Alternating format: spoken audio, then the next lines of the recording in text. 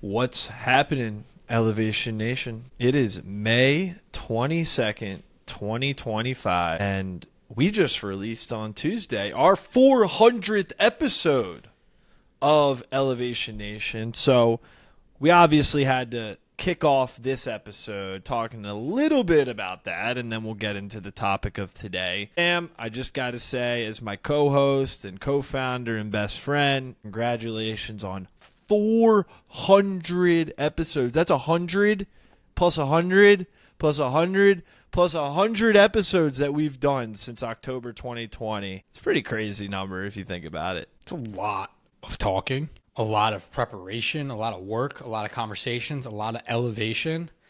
400 is crazy, dude. Like, what was our goal when we started? Did we have a goal? I never thought. I don't do think 50. 50. It was not any close. Have you done? I don't know if I've done anything 400 times.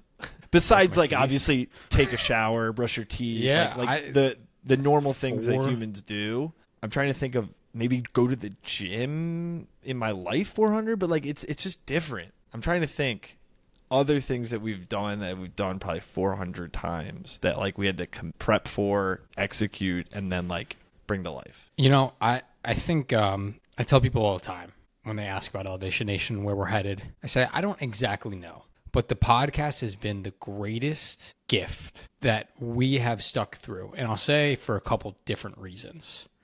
One being, it's provided us with consistency when we didn't know where we were headed with Elevation Nation. We felt lost, which is ironic because as we coach young people, we say when they feel lost to find routine that brings them back to earth, working out, meditating, going on walks. The podcast has been that routine. Parker, as we've swung and missed at different ideas, opportunities, or when we've had great successes, the thing that stayed consistent throughout, twice a week, no matter what, was 2 conversations with me and you, right?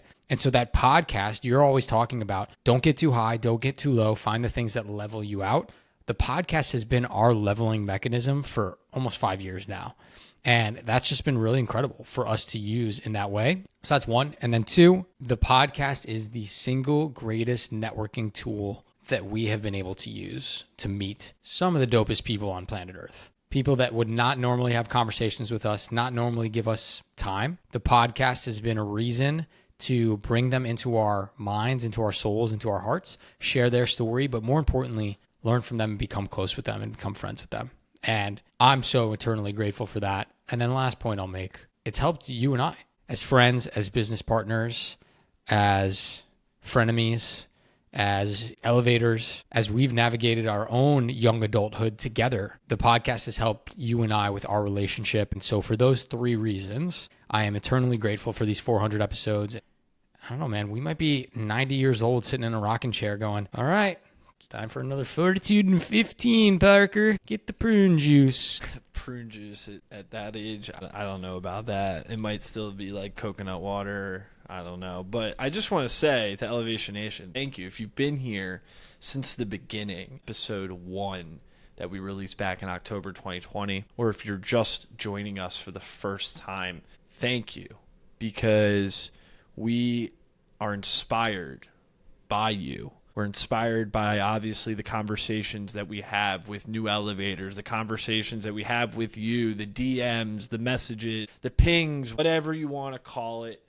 We are on a mission to elevate your mindset, and we are set in stone in our ways since the beginning to do that. And that is what this podcast is all about. And I just got to say, 400 episodes in, wherever you're coming from, we got global listeners here, Sam. I want to name some countries where we have some listeners, and then we'll get into the topic. And some might be of surprise. Obviously, bulk of our listeners are in the United States, but we have people in Israel. We have people in Singapore, in Australia, and Spain chiming in and listening in. We have people in India and France and the Philippines and Guatemala and Ireland and so many other countries around the world. It's pretty incredible to like think about that for a second. It's really incredible. And I'm just proud of us.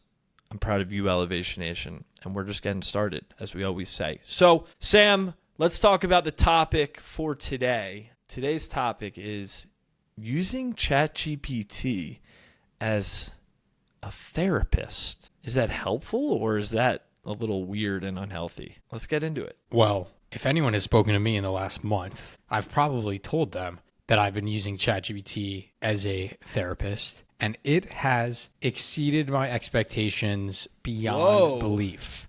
So much so that I actually spent my last therapy session with my human therapist talking to her and showing her how ChatGPT was working through various issues and problems that we had discussed.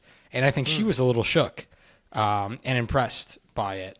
I'm happy to start at the beginning, Parker, if that's helpful for context. But as Elevation Nation knows, I love therapy. I think talking about your feelings and thinking through and trying to grow and challenge your mindset, that's what introspection and knowing yourself, which is the first pillar of mental fortitude, is. And so I think it's really important to continue that personal growth. And one thing that I like to do and used to do for a really long time was anytime I had a thought that was messing with my head or that I was overanalyzing and I wanted to discuss, I would write it down in my notes app and I'd bring it up to my therapist. But I only did therapy every other week. So I would have these thoughts stew in my brain for a couple of days. They wouldn't be as big of a deal. By the time I met with her, it was like, okay, I don't even really remember what the context of that. Now I have a therapist 24 hours a day in my pocket where instead of writing the note down, what I do now is I talk to text, Parker's favorite thing on planet Earth, speak into my phone. I say my piece and ChatGPT gives me live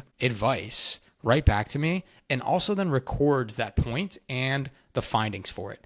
So I go every day if I have something pop up in my head, hit up ChatGPT, throw it into there, and then it spits something back to me that helps me in that moment. But I have a lot of cool features that I've been trying out with it. I want to name a couple. I feel like I should get paid for this. One of them being now when I go to therapy, I say, hey, ChatGPT, it's been 2 weeks. I'm going to my real therapist, Priscilla. Shout out Priscilla. I love you. You're the best. Can you summarize some topics, some themes, and some things that we should discuss with my real therapist? And it goes, boop, beep, bop, boop, boop, spits out a summary that I then read back to my therapist, and it gives us a jumping point and a starting point so she can hit the ground running on some of the things that I've been facing the past 2 weeks. So that's a really cool feature that I kind of have been implementing. And then two, another one that I did when I first started doing this, Parker, was I helped set the foundation of the ideal therapist for me. And I told them about my belief system being rooted in Judaism from a cultural and religious standpoint, but also more importantly, being very into energy, universality. That's not a word. Universal energy is what I meant to say. Positive energy and some of those things that we've talked about. And so it's kind of curated this therapy persona based on those things. So really freaking cool. I don't know if you've tried it yet, but highly recommend. I tried to get you onto the ChatGPT train for a while, and I know you were using it for a little bit, and then obviously most recently it started to pop up into your life more. I mean, I use it every single day, as I think many people do. Here's a fun fact for you, therapy, or you mean just using it? Oh, I'm going to tell you in a second. Sorry. Yeah. Here's a fun fact for you, Elevation Nation. Did you know over 40% of young adults say they've used AI to talk through emotional challenges and anxiety? And that is like a fact given by Salesforce and a poll in 2024. Like 40% young adults are using AI, not a real person. And of course, ChatGPT says that it's not a substitute for a licensed therapist. But Sam, I mean, to your point, talk to text is the best way to go. Typing it out is too much. Just talk for 5 minutes, record, and spit out all my things, and then it organizes it all.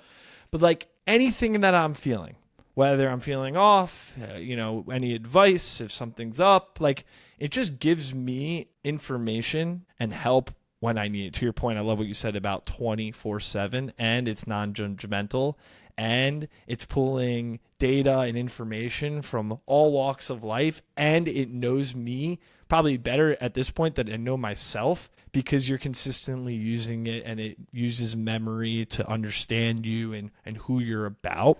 But for me, less therapy, I use it as a coach. And I'm like, hey, like, I'm trying to get better at this. What would you recommend I do? Boom, boom, boom. For example, Sam and I are talking about building more of camaraderie and community within Elevation Nation. I'm talking into the ChatGPT, like, I want to be able to bring people together and this and that. Like, what are some advice you have for me?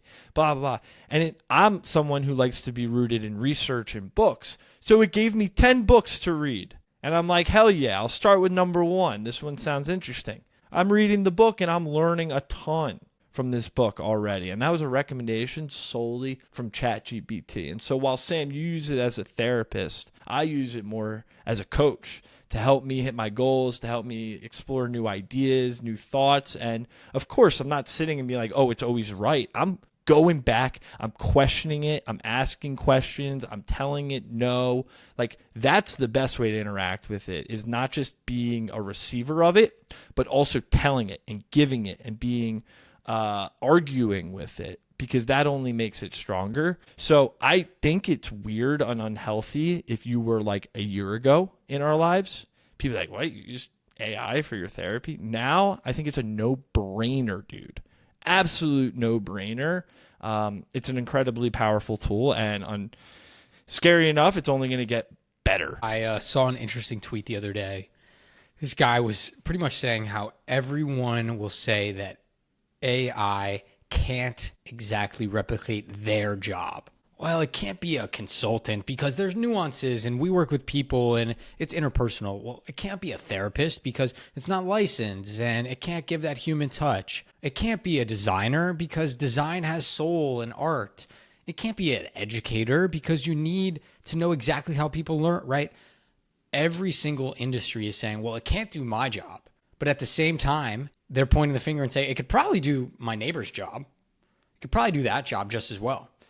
And so that warning is, it is coming for our jobs, and our jobs are just going to look different. And I think that is okay, but don't sit in denial thinking that it won't come for you. And so this was more or less on using ChatGPT. I know it kind of went that direction. I want to stay focused on the topic at hand, which is using ChatGPT or AI tools to help you with your mindset, to help you with growth, right? At the end of the day, this is a mindset podcast. Parker and I are preaching mental fortitude, how young adults, people of all ages can help understand who they are, what they want, and what fuels them so that they can go out and be leaders and conquer the real world. And to Parker's point, using tools that help you from a coaching standpoint, figuring out what next steps to take, how to elevate to the next level, is like having a little mini Parker and Sam in your pocket at all times. Whether you're using it for therapy, which Parker, I know you haven't gone to therapy in a while. I know you only use it for coaching. I would say I would love you to try a deeper introspective therapy session with it, because I'm curious what you think. And what I'm excited about in these tools being used in the therapy space is because I think they're lowering the barrier for entry into people becoming more in touch with their emotions and themselves. So often we spent so much time trying to suppress our emotions, and now we're at this really cool stage where you don't have to go pay hundreds of dollars to go and have a therapy session with someone. You can start with a free app on your phone and practice looking yourself in the mirror and having some reflective and introspective conversations. So for that reason, I'm very excited of where we're headed with that. Yeah, it's an incredible tool. It is very powerful. It can help you reflect, but just remember, Elevation Nation, it can help you reflect, but it can't replace you being seen. It's a supplement to our life, but certainly not a solution. Use it as a tool, but seriously, know when to seek real help, because at the end of the day, it still is a piece of technology. If you really do need help, AI is not going to cut it. Go ask for it. Go find it, whether that's in a confidant that you trust, a family member, a friend, or a professional. Just so we wanted to caveat that before we closed out. Sam, elevator spotlight. I mean, all the elevators that we've had on the episode, on the podcast throughout the years and the journey to get us to 400. The spotlight and the shout out goes to all of them, and of course you. It's just an incredible journey, and I can't wait for the next 400. Till next week, Elevation Nation. Peace.